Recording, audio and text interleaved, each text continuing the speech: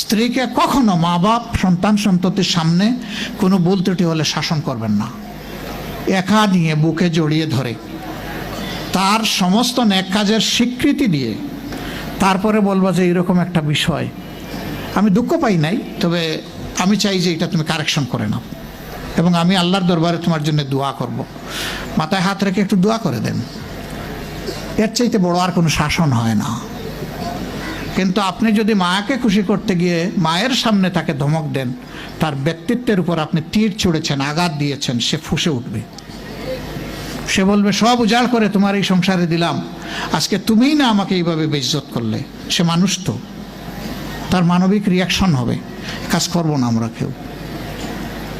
আমাদের জীবনের অংশ, আমাদের হাড়ের অংশ, আমাদের কলিজার অংশকে আমরা সেইভাবে সম্মান দিব ইনশাআল্লাহ।